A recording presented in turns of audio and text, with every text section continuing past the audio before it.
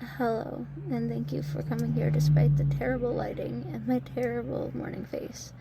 This is part 2 of my tattoo video. The first one, I was so swollen from a medical issue I have. It causes me to swallow a lot. It just felt awful, so I apologize for that video being all scatterbrained and just not the best. But I'm excited to be here, and I'm probably going to upload 2 videos today, most likely. But we'll see.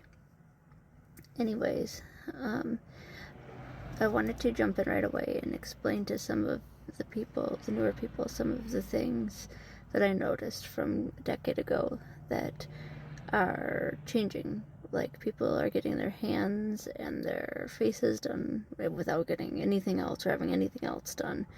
And back when I walked in to get tattooed first, it took a long time before they would touch my forearms. I had my chest done, I had my stomach, my back, like a lot done before they would do anything even considering that. And I had like my upper arm being worked on. And I had a whole plan for a forearm sleeve, and we had individual little pictures that each meant something. And that is how we started to work on that forearm piece. But it took a long time before they were willing to do it because I didn't know the stigma, how it felt to be judged, if I would like that feeling, if I could live with it, handle it, whatever it may be. And I didn't earn it either. I didn't earn the lifestyle. I didn't earn wearing these tattoos. I didn't put in the work for it. I'm not an artist, and I'm not a tattoo artist, I should say, and I hadn't put in that effort to get a lot of art everywhere, especially arms or chest or something close to the neck.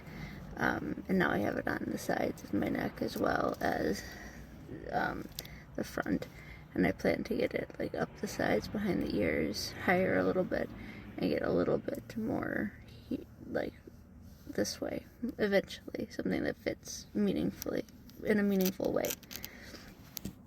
All this aside, when you come across an artist, if they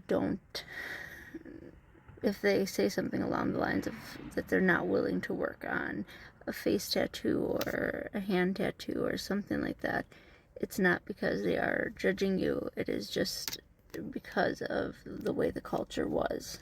It's just because of how covered you had to be back in the day to be able to even consider these works of art, much less to be able to get them. So that's a big part of what it was and what it is. So don't be offended. Don't think it's something against you or that they don't like you. It's not at all that. It's simply that you aren't covered enough, and they still have that mindset, which I understand. It's their choice to have that mindset, and it is a big decision. Those are, very much more accepted now, but it's very permanent places. And I also wanted to really make it clear here that I had brought up in the other video some of the kind of sexual situations that come up. Being me, I'm a female-bodied person. I have,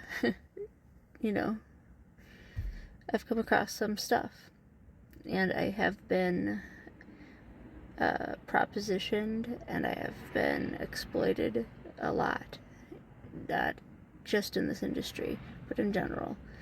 And most artists are very respectful and very nice, but you will come across some that aren't. I've had an artist tell me when to come in, and it was after hours, and they had locked down their shop, and they hadn't given me a price yet because the price was going to be a proposition, which is horrible. I obviously did not realize that until after I was sadly in the chair getting work done, and then I had a choice, so I paid up. But you end up in these situations. I don't think there's anything wrong with sleeping with your tattoo artist. I think that it is something that, if it's two consenting adults, that is wonderful. If it's something where this artist has a kind of that reputation where that's all he uses it for. He meets girls every day through there. That's not a good look for the artist. But I think it's okay if you actually click with someone, you really like them, there's actually someone you're really into, whether it's just sexually and that person has given off that vibe too and been open and honest and blunt about it. They're an appropriate age for you. They're not new to the tattoo world. They're not somebody who seems inexperienced in life. Then go for it. I think that's totally okay.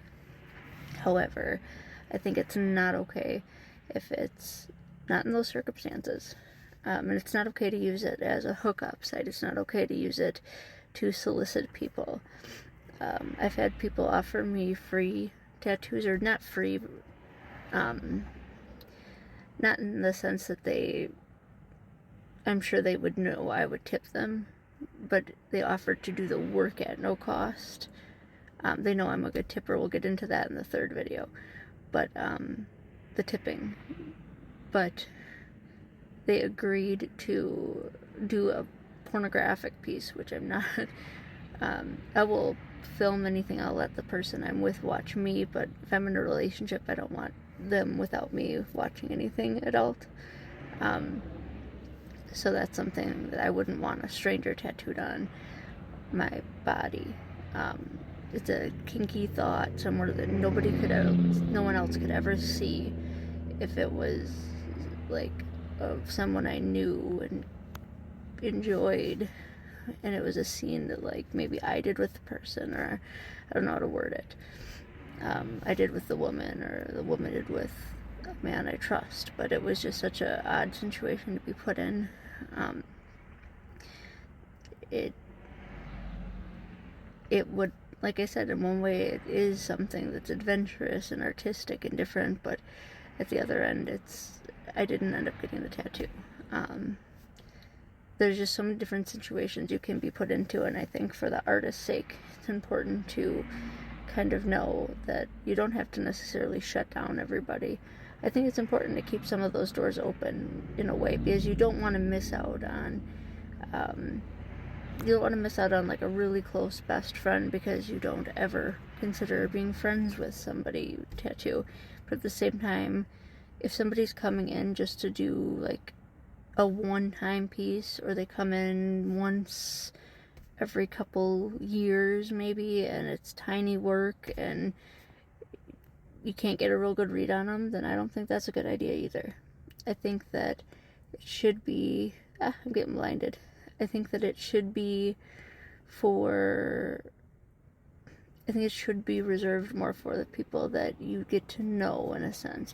You talk to them, you get to know them, you have that connection already built.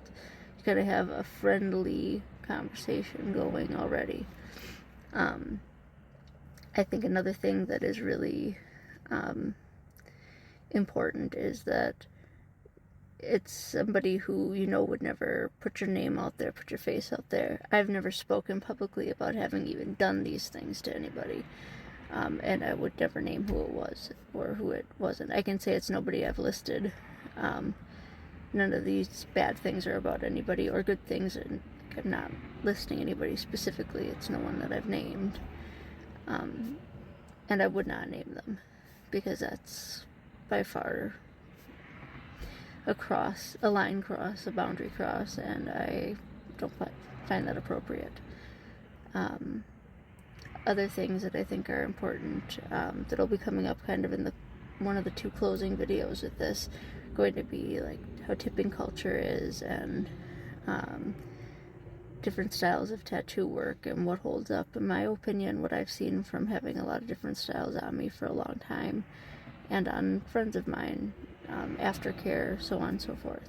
But I really wanted to kind of elaborate on the jumbled up first video, and yeah, let you guys know that I'll be posting this to the second one on TikTok and YouTube, hopefully, but for sure on YouTube.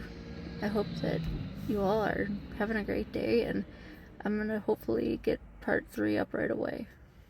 Have a good day, everyone.